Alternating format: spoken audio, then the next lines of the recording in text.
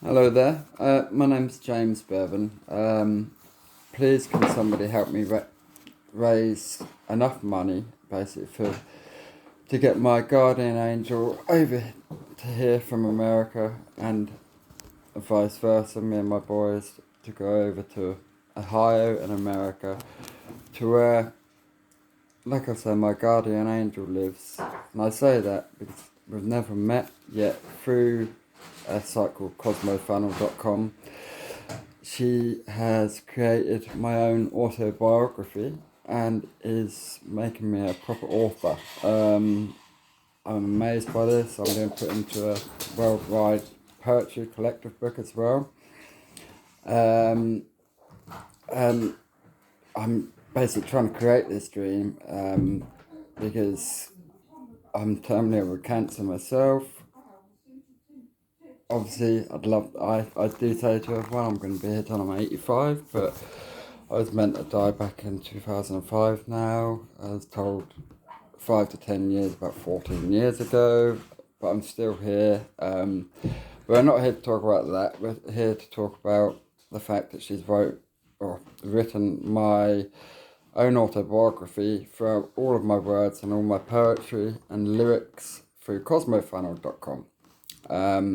Because of all the meds that I'm on, I find it so hard to concentrate on just one poem at a time or to make the book. I've tried to do it in the past, and my meds that I'm on just block me. I get a mental block, and I'm terminally, as I said, with cancer. I've got 3 types of cancer, which I've had since Christmas. I've known about since Christmas Eve 2004, but I had since year 2000 when I was 15. I'm now 35, so I'm doing alright considering I was told I had 2 to 3 weeks left in 2005 in May. But basically, the whole point of this is so I can surprise Katina Woodruff Borgenson, whom is creating my kind of autobiography, poetry, life log, and getting it published through Amazon or another publisher that she's found. She's trying to raise the funds in America right now to do this, and bless her. The main reason for this is because when she asked me where I lived and that her husband would pay for the bus pass anywhere in the USA to get the book signed by me, the first ever copied, so she could have it. I had to kindly inform her that I lived in the UK, so this is the reason for this. So, yeah, I'm trying to set up an international page so I can hand over this first copy of the book to her. And she's been working day and night now for the last few months, creating draft after draft after draft, which is all copyrighted on the site, like I say. But yeah, like I said, when she said about the bus fare, that really stumped me, and I really wanted to do something that I don't make a difference in her life as well as for what she's doing for mine, you know. So once again, what I am trying to do, the whole purpose of this crowdfunding is to be able to, sorry, is to be able to have both of us go both ways, from her to Ohio to here, in sunny Ipswich in the UK, or Shotlegate where we live, and us over to Ohio with book in hand, ready for her, and I'll sign it in front of her. And we're both disabled. We're both on she's on awful welfare benefits in the States, but I mean I'm on benefits here, so I barely get enough to scrape by each month without help as it is. I'm a terminally ill single dad of 3 amazing boys.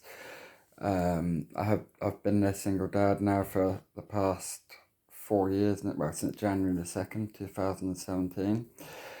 But basically, I'm just asking for this flight across the Atlantic both ways, neither of us know, well, tomorrow, anyone could get hit by a bus tomorrow, but we both are in ill health and neither of us know what our futures hold. So we are trying to raise these funds as quickly as we possibly can. Now, so before even, I mean, God forbid we do, I'm sorry, God forbid we don't pass, because I'd love to be able to meet this woman in person, because she is literally making all my dreams come true, and leaving behind my story of my, well, it's now 20-year fight against cancer with, by using unconventional methods, which have worked for me, but don't for other people. Chemo didn't work, but other things have worked for me, and it was all explained in my book. But yeah, so please can you someone help me make this happen and make it a worldwide fundraiser to fill both mine and Katina's dreams that we both now share. I mean, like I said, she is my guardian angel, one of many. As I believe in fate, and she's making me an accomplished author, which is the biggest dream I've had for such a long time, and has made my kids so proud, and is making my family and myself proud. And it shows no matter what in life you go through, everyone's life has a purpose. I mean, this new guardian angel of a lady of mine has been watching me from afar for the last few years under cloak and dagger, and first asked me if I minded having three of my poems, which I've now found out, of my collection in the Worldwide Poetry Collective book.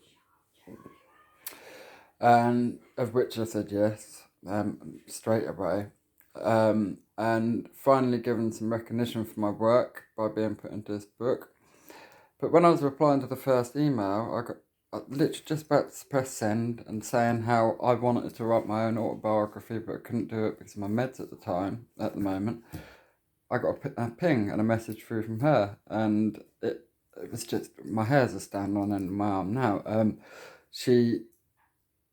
I sent the message and opened it, and she was asking if she could write my autobiography for me, like I say, using my own words. So it's what she's done, and she's just the most amazing woman in the world to do this. And we've formed such an amazing friendship, and she really overwhelmed me, and this was my reply. So it's called Not Enough Words. So there's not enough words in the world to say or speak that could elaborate exactly how you've made me feel today. Even your first message had me crying, but in tears of joy, just yesterday. All the way from across the pond, in the land of the free, we have formed a special bond. Across the great waters, over and in between the formidable oceans of the Atlantic Sea. Distance doesn't matter though. Even though my vessel is taken on water and is now sinking faster, no more am I able to stem the flow. Then along comes what I hope to be a new forever friend, adding smiles to my face, and my boys always give, and always do, will always do, to my life story's end. I wonder and hope that before I pass, if I'll be proud enough to see this amazing woman I seek, as what she's doing for me and my boys, there's no way I'll not formally meet. So I'll save my pennies, and I'll save every spare pound, and hopefully enough to get to her and into Ohio's airport ground. As if by magic, suddenly appears this phenomenal woman, sensational, surreal, and to me a marvel.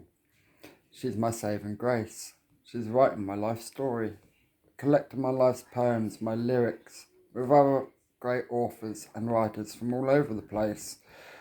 I just want to say thank you to this kind-hearted lady's face. Even though not yet met, she's not a stranger. I didn't realise, like me, she's been in undercover stealth mode, cloak and dagger, watching from a distance, to then pounce and instead write the nicest of letters instead of daggers. I was completely staggered. Katina's kindness was evident from the start. For little did she know, we are seemingly worlds apart. That's not stopped her. She's on a roll now.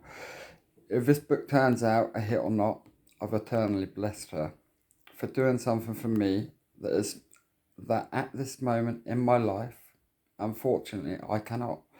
My brain is like a sieve. It's all one big tangle in a single knot. Please, from this day forth, shine good karma from within, as this is priceless to me, showing money really isn't everything. Through this, I will forever be bound to this ultra amazing, bewildering lady, whom has now made my headspace bound. Even though my own writing is too much for my brain to take, as at the moment I'm fighting another type of meds and lung cancer make. This godlike woman, Katina, is wanting to create this book of life for me, a quest I thought was barren, and not just my life, but also my poetry. She's become a guardian angel to a soul that had become lost, floating slowly away, right up to this very moment, to then be back on earth again, through this book, for which this diamond wants no pay. She just believes the world needs to hear my voice, to hear me have my say. I love you for this, Katina, so your husband best make way, as he is a mere mortal, and through this book I can now eternally stay. So, if I give you a little insight into my life story, it was back into the year 2000. I was 15 years old, and that's when I first found out about my cancer, and I had chemotherapy and radiotherapy in 2004, and unconventional methods of cannabis therapy has worked in keeping my life alive and here. My oncologist in London told me in 2005 to start smoking it after years of it. I mean, I should have died within 8 weeks of contracting it because I smoked cannabis from a young age. I'd held it back. And even now, I get prescribed it medically. It's still fighting my corner for me. My doctor doesn't believe how I'm still here now. I've had to stop work. I'm a chef by trade, also a dog groomer of all things. But yeah, I can't do none of that now, and I just want to do this to repay the lady who's made me an author, something I can do, and I just really would love to do this for this woman. So any help from anyone would be massively appreciated. Thank you. My name's James Bevan, and hopefully I'll receive some help from someone internationally, not just friends on my Facebook page, etc., etc. Thank you for meeting me today and taking the time to listen to my long ass video. Thank you.